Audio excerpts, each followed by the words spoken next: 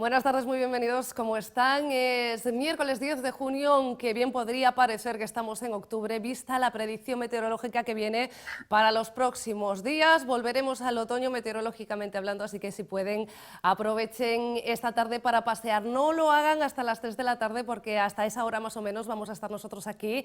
Y hoy con dos secciones habituales los miércoles, nuestro veterinario de cabecera, Marcos Fernández, que estará en la segunda parte del programa. Saben que si tienen cualquier duda relacionada con el mundo animal se la pueden enviar a él o a nosotros en este caso, y nosotros se las trasladaremos en platoabierto@televigo.com. Ese es nuestro correo electrónico, platoabierto@televigo.com.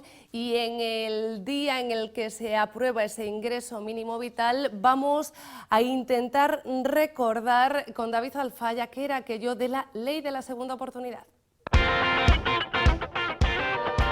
Assesority patrocina esta sección. David Alfaya, ¿qué tal? Muy buenas tardes. ¿Qué tal? Hola, María. Desde Assesority nos vuelve a saludar David Alfaya. Y David, hace unos meses en este plató hablábamos de la ley de la segunda oportunidad. Yo creo que viene a colación hoy, sobre todo después de esa aprobación del ingreso mínimo vital y también en vista, bueno, por desgracia, de la situación en la que se han encontrado muchas empresas y personas durante estos últimos meses, con los ERTEs, con los cierres, etcétera, etcétera. Yo entiendo que este tipo de cuestiones también están llegando a vuestro despacho. Sí, es una situación que, por la situación que vivimos en los últimos meses, los comercios estuvieron cerrados, los autónomos tuvieron que parar, la actividad en general se paralizó y para gente le va a ser difícil continuar. Hay gente que todo esto le supone, las cosas ya no estaban demasiado bien y esto supone una piedra más que va a hacer muy difícil poder continuar. Y entonces ahí es donde entramos nosotros a intentar ayudar a esas situaciones de empresarios, de autónomos que tienen un negocio y de particulares en general que tienen un endeudamiento, buscando una solución. Y la solución suele pasar por una salida de lo que se trata es de paralizar todos los gastos, intentar que las deudas no se sigan acumulando y, en última instancia, cancelar las deudas con esa ley de segunda oportunidad o con un concurso de acreedores. ¿Sí?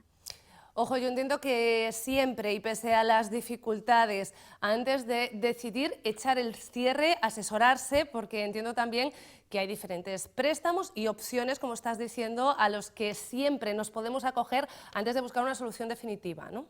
Y drástica. Sí, hay una serie de medidas que aprobó el Gobierno durante todos estos meses y una de las más importantes quizás sea los préstamos ICO especiales del COVID con el aval del Estado. Son unos préstamos que están teniendo dificultades porque el empresario y el autónomo está acudiendo a la entidad bancaria a solicitarlos y la entidad intenta derivarle hacia sus productos buscando una financiación aportando avales y con garantías adicionales. Hay que insistir en los bancos, en el banco habitual o cambiando de banco, pero hay que insistir porque esas líneas ICO especiales en estos momentos son muy importantes y son líneas ICO que no necesitan aval, o sea, son líneas ICO para negocios activos y es una primera vía para poder salir y poder sobrevivir a estos meses de cierre y a estos meses sin ingresos. ¿Sí? Refinanciar deudas también puede ser una opción. Sí, lo que pasa es que suele ser más complicado. Suele ser más complicado porque si las deudas son pequeñas y hay unas garantías por detrás, al margen de los préstamos ICO, estos que estábamos hablando, el banco sí que puede refinanciarlo. Lo que pasa es que cuando las deudas ya son muy grandes, cuando hay varias deudas, los bancos son más reacios a esa refinanciación. La refinanciación es lo primero que pensamos todos. El autónomo y el empresario lo que primero que piensa es decir, tengo dos préstamos de 5.000, de 10.000 euros, voy a intentar refinanciarlos para pagar una cuota menor cada mes. Es una buena solución, el problema está conseguir que el banco nos lo acepte. Por eso normalmente dentro de todas las vías la refinanciación, que parece lo más lógico, lo más sensato, al final es lo más complicado de todos. ¿Lo del acuerdo extrajudicial de pagos? Vale, es una opción que tenemos pensado tanto para empresarios como para autónomos. La ley de segunda oportunidad, vamos a recordar que la ley de segunda oportunidad es el procedimiento para poder cancelar las deudas y previo a esa cancelación de las deudas, hay que pasar por ese acuerdo extrajudicial de pagos. ¿Qué significa? Que hay que intentar un acuerdo a través de un mediador con los acreedores para... ¿Qué se trata de ese acuerdo?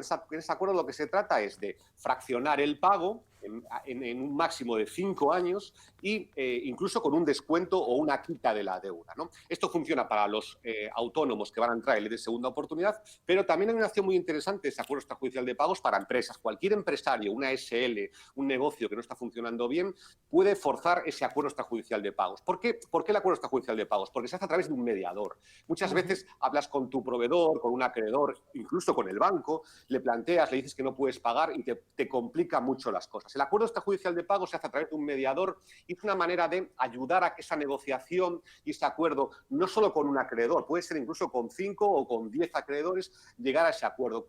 Un ejemplo podría ser un descuento de la deuda del 20% y pagarlo a lo largo de 2 años en cuotas mensuales. Ese es el acuerdo extrajudicial de pagos y en la situación en la que estamos puede dar muy buenos resultados. Hacía referencia yo al comienzo a la ley de la segunda oportunidad, hablábamos de ella hace unas semanas o unos meses en este caso. No sé si, David, si nos puedes recordar los conceptos básicos. Sí, la ley de segunda oportunidad es una ley del 2015 y nos está dando muy buenos resultados y estamos consiguiendo muchos éxitos en el sentido, gente que está en una situación de insolvencia, que no puede pagar deudas del banco, deudas de Hacienda, deudas de tarjetas, se le acumularon deudas tanto a nivel autónomo por un negocio como a nivel personal. No hace falta que tengan un negocio. Entonces, la ley de segunda oportunidad lo que facilita es primero esa mediación para intentar llegar a un acuerdo. Normalmente no se consigue, en la mayoría de los casos no se consigue, y entonces al final el juzgado lo que nos hace es nos cancela el 100% de las deudas. Es una exoneración total de las deudas. Es una manera de volver a empezar, de tener la oportunidad de poder vivir de tus ingresos actuales o de montar otro negocio partiendo de cero, sin tener que arrastrar las deudas que teníamos. Da igual de dónde vengan esas deudas, pueden ser deudas personales o deudas de un negocio. La ley de segunda oportunidad, eso, llevamos 5 años con ella, bastante desconocida, cada vez se va conociendo más y pensamos que en los próximos meses va a tener una importancia fundamental, precisamente por todo lo que pasamos en estos últimos, por el coronavirus, ¿no? La ley de segunda oportunidad es la gran apuesta, nosotros por lo que más apostamos, lo primero, porque lo conozca la gente, lo segundo, para que sepan si en su caso se puede aplicar, y lo tercero es porque al final les va a solucionar la vida, les va a dar una tranquilidad absoluta. En el caso de las empresas hay figuras más antiguas y conocidas como pueden ser el concurso de acreedores, por ejemplo. Sí, el concurso de acreedores, el que se llamaba históricamente la bancarrota, suena mal, no suele gustar. El concurso de acreedores, el empresario lo ve como que es mucho dinero, como es algo farragoso, no le apetece a nadie entrar en un concurso de acreedores. Sin embargo, el concurso de acreedores es una muy buena salida. Y en especial el que estamos tramitando ahora, que es el concurso de acreedores express. El concurso de acreedores express es un procedimiento rápido, reducido, que se trata de empresarios que tienen deudas, pero que prácticamente no tienen bienes. Tienen un ordenador, algo de material, un comercio que le quedó algo de ropa. Entonces, en esos casos, el concurso expreso es un procedimiento sí que es mucho más rápido, no es nada farragoso, mucho más barato y se puede conseguir. ¿Qué se consigue con el concurso de acreedores? Pues similar a lo de la ley de segunda oportunidad, o sea, decir, pero vinculado a la empresa, es decir, cerrar la empresa, disolver la empresa sin deudas. Es importante el concurso de acreedores, en especial el express, para que el empresario no se quede con las deudas de su negocio. O sea, si tenemos la mala suerte de que hay que dar por cerrado el negocio y disolverlo,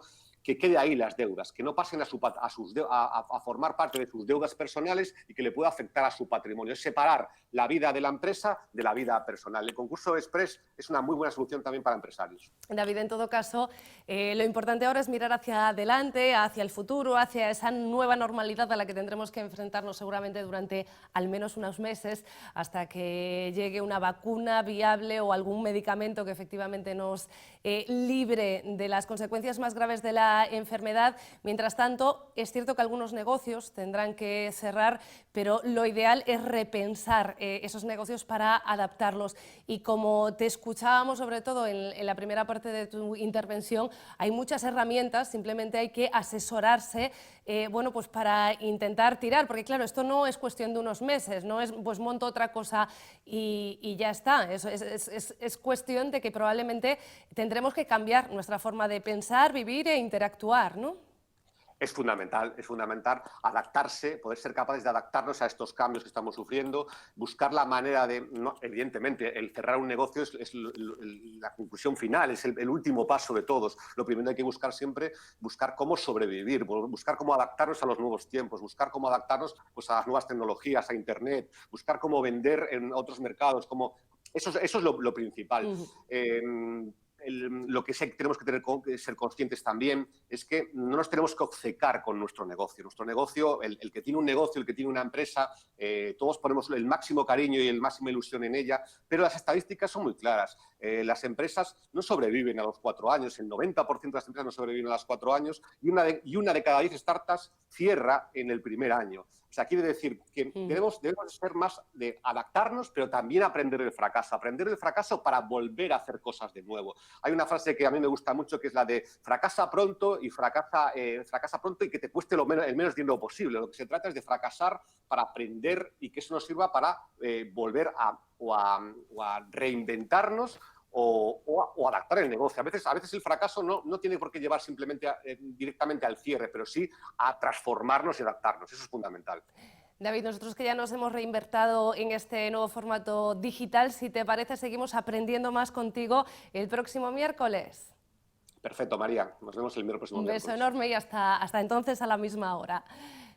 Hasta luego. Despedimos a David Alfaya, lo tendremos, como decíamos, con nosotros el próximo miércoles. No duden también en presentarnos sus dudas para que se las dejamos llegar a él y también a Asessority, aunque están perfectamente identificados en Internet. Mientras tanto, nosotros vamos a salir a la calle. En realidad lo hacíamos el lunes cuando estrenábamos esta nueva fase, la tercera, en la que ya veremos si estamos durante 2 semanas o en cambio estamos algo menos de tiempo, que es lo que se prevé antes de llegar a esa nueva normalidad. Una fase a las que muchos les tenían muchas ganas, precisamente porque permite cosas que no estaban permitidas hasta el momento, como aquello de acercarse a la barra del bar.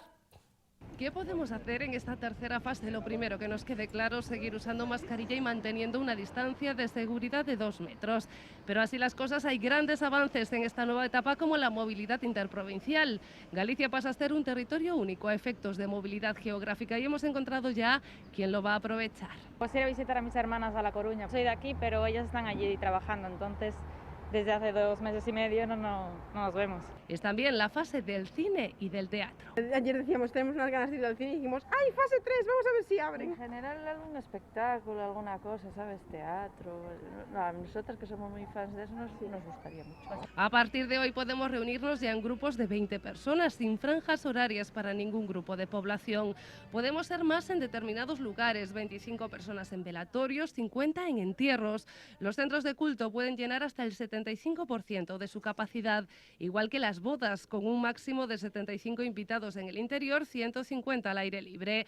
Otros centros que ya estaban abiertos podrán llegar al 50% del aforo, caso de los comercios, los mercadillos o los centros comerciales.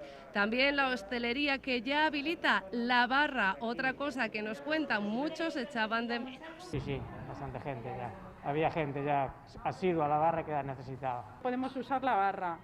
Y también, por ejemplo, lo que te comentaba, que ya el señor de los periódicos ya nos puede empezar a servir el periódico. A partir de ahora, además, la terraza pasa a tener hasta el 75% del aforo. Pueden abrir locales de apuestas y casinos al 50%. También las discotecas, aunque sin pista de baile, y los zoológicos. De hecho, Vigo Zoo abrirá sus puertas este martes. La sensación es de... No, más libertad, que aunque luego te quedes en casa, pero tienes más libertad para salir o no salir. En los congresos podrá haber hasta 80 asistentes y al 50% podrán estar también los hoteles donde se habilitan los lugares comunes. Continuamos y lo hacemos saludando a Marcos Fernández. Marcos, ¿qué tal? Muy buenas tardes. Buenas tardes, María. Bien. No me ves, ¿verdad? ¿Perdona? No me ves. No te veo, no te Vale. veo, pero te escucho. Esto es para que quede claro que nosotros sí que te vemos a ti, o sea que no te preocupes, y tenemos por ahí un par de fotografías que yo te aviso efectivamente cuando las vayamos a sacar, pero antes quiero saber cómo está siendo la desescalada, vosotros que habéis estado trabajando durante todo este tiempo, para nuestras mascotas. ¿Cómo ha sido el confinamiento y la desescalada, por ejemplo, para los perros que se acostumbraron de salir nada más que una vez al día, un ratito y con miedo, a ahora entiendo que poder estar durante mucho más tiempo en el exterior? Bueno, pues poco a poco tienen que volver a esta nueva realidad que tenemos y lo que sí vemos, de hecho lo hablamos ahora por la mañana con una propietaria, es que hay problemas más, en el caso de los perros, más con la desescalada que con el confinamiento, ¿no? Estaban pues muy acompañados, estábamos muchas personas en casa y pasaban prácticamente las 24 horas del día con sus propietarios. Esto en algunos casos puede generar conflictos, sobre todo donde hay niños, ¿no? Porque a lo mejor el perro también necesita su espacio y si es un perro que a lo mejor pues no tiene un buen carácter puede llegar a generar algún conflicto si el niño está pues muy encima del perro, ¿no? Pero ahora tenemos el problema contrario, es cómo habituamos a nuestro perro a que poco a poco tiene que volver a unos horarios más o menos normales y a quedarse solo. Y esto les genera a algunos perros pues esa ansiedad por separación, ¿no? Que ya hemos comentado alguna vez. Entonces hay que intentar que poco a poco se vayan quedando solos, proporcionándoles un sitio más o menos seguro, ¿no? Donde se sientan más o menos cómodos, donde tengan pues su comida, su zona de descanso, algún juguete, algún premio, pero que vayamos habituándolos poco a poco. No podemos pasar de estar 24 horas juntos a que de repente pues se queden las 8 horas o las 6 horas de turno laboral que tengamos en casa solos, ¿no? Porque esto puede generar conflictos en el perro, ansiedad, puede generar conflictos con nuestros vecinos, porque el perro se pase 8 horas ladrando y puede hacer que el animal pues lo pase mal, ¿no? O sea que es complicada esta etapa para la conciliación, no solamente familiar, bueno, al final el perro es un miembro más de la familia, sino de cara al cuidado también de nuestra mascota. No sé si cuál de esos consejos puede ser el más efectivo en el caso de que no tengamos tiempo para desescalar, ¿no? Porque hay mucha gente que ha estado confinada, que ha estado en ERTE y que de repente tiene que volver 8 horas mínimo al día al trabajo, más lo que le lleva a los desplazamientos. Entonces, bueno, no puede hacer esa separación más fácil. Sí, bueno, lo ideal sería anticiparnos un poco, ¿no? Y que por lo menos durante unos días, poco a poco, si por ejemplo ahora en el fin de semana tenemos que salir a hacer algún recado, tenemos que ir a hacer alguna compra, tenemos que hacer algo, o nos vamos a tomar simplemente un café para dejarlo solo un rato al perro en un sitio donde él se sienta cómodo en casa, ¿no? Donde él más o menos descansa cuando antes estaba solo. Lo ideal es hacerlo progresivamente porque si no podemos tener más problemas y no tener que recurrir a medicaciones para relajar o para tranquilizar al animal. Y también importante, no, esto lo hablamos siempre con un perro con estos problemas de ansiedad por separación, cuando nos vamos de casa o cuando llegamos a casa, no prestar justo atención al perro, ¿no? E intentar, digamos que, hacer como si no fuese a pasar nada. Llegamos a casa, por ejemplo, de la compra y seguramente el perro va a demandar nuestra atención, va a estar encima nuestra continuamente, pues vamos a intentar, pues como que no le prestamos atención durante los primeros minutos. Luego ya jugaremos con él o ya le daremos un premio, ya le haremos una caricia. Pero esos primeros minutos, aunque nos cueste un poco, vamos a hacer como que no está el perro delante, vamos a intentar colocar nuestras cosas en casa y luego ya le prestaremos atención. Porque si no, generamos pues más ansiedad y más necesidad de que el perro, cada vez que estamos fuera, esté pendiente de la puerta. A veces la están pues arañando y acaban provocando daños también en el mobiliario, ¿no?, de nuestra casa. Marcos, en el caso de los gatos, ¿sucede lo mismo? Bueno, pues en los gatos yo creo que no sucede lo mismo porque sabéis que los gatos son bastante más independientes, ¿no?, que los tan dependientes de su propietario y en general saben pasar mejor el tiempo cuando están solos, no tienen esa dependencia de nosotros, ¿no? La verdad que los gatos quizás lo han pasado peor durante el confinamiento si hay niños en casa, por ejemplo, porque quizás estábamos demasiado encima de ellos y no tenían su espacio. Y ahora mismo con la desescalada los gatos se van a adaptar mejor, van a estar más tranquilos porque no vamos a estar continuamente encima de ellos, sobre todo si hay niños en casa. El problema es que ahora mismo los niños no vuelven al cole y entonces en ese sentido los gatos tenemos que intentar que tengan algún sitio donde pues poder descansar tranquilos, donde poder escapar, por ejemplo, de un niño pequeñito, ¿no?, para que tampoco haya accidentes en casa y conflictos, ¿no?, donde el gato se pueda subir a algún sitio y digamos que contemplar un poco pues el resto de la casa, pero en un sitio que él se sienta seguro, ¿no? Sabemos que los gatos son animales depredadores y que les gusta pues estar en un sitio alto, vigilando un poco su entorno y desde donde se sientan seguros, ¿no? Marcos, tenemos por ahí un par de fotografías que nos has enviado tú y que van a salir inmediatamente en nuestras pantallas. Cuéntanos tú, pero sé que son de pacientes que habéis tenido muy recientemente, en muy poquitas horas, y con esto que nos alertabas ya hace unos meses con las espigas. Sí, esto es un tema bastante habitual a partir de esta época del año, más o menos del mes de mayo y durante prácticamente el verano, ¿no? Estamos viendo una de las fotografías con la nariz. En esa fotografía de la nariz pues, es precisamente un paciente de este lunes y en el que tuvimos 2 pacientes, más otro ayer martes, 3 pacientes en 2 días con espigas intranasales, ¿no? Esto quiere decir que el perro va pues, por la calle o por el jardín, va pues, oliendo, ¿no? Que suelen hacerlo muchas veces, y de repente es como que aspira la espiga a través de una de las fosas nasales y el perro, obviamente, pues imaginaros lo que produce, qué sensación produce una espiga dentro de la nariz, ¿no? Estamos viendo la imagen de la espiga también para quien no identifique exactamente de qué estamos hablando. Entonces, esas espigas en esta época de año empiezan a estar pues, sueltas por la calle, por el jardín, y es muy fácil que un perro de diferentes tamaños, de hecho os diría que ese perro que veis en la imagen, es un perro grande, es un Weimaraner, pero también le ha sacado a un perro pequeñito, un perro de menos de 10 kilos, y la semana pasada a otro bulldog francés, o sea que puede afectar a cualquier raza, ¿no? Y la sintomatología es como muy aguda, muy de repente mi perro está estornudando, está incómodo, se frota la nariz y es algo que pasa de un momento para otro, ¿no?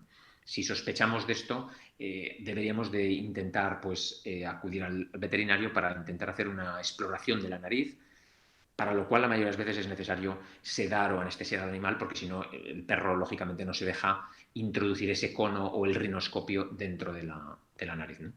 Marcos, yo no sé si voy a saber explicarme, ¿vale? Sobre todo cuando no puedes verme, pues todavía podría hacer mímica, pero no es el caso. Aparte de las espigas, yo he visto últimamente pues como una especie de elementos también que son redondos y como con pinchitos, que sobre todo se pegan al pelo de los animales. Yo no sé si este tipo de elementos, que tú dices que sí, yo entiendo que los estás identificando, no sé cómo se llaman, pueden ser peligrosos también pues, para las vías respiratorias, por ejemplo, como el caso de las espigas.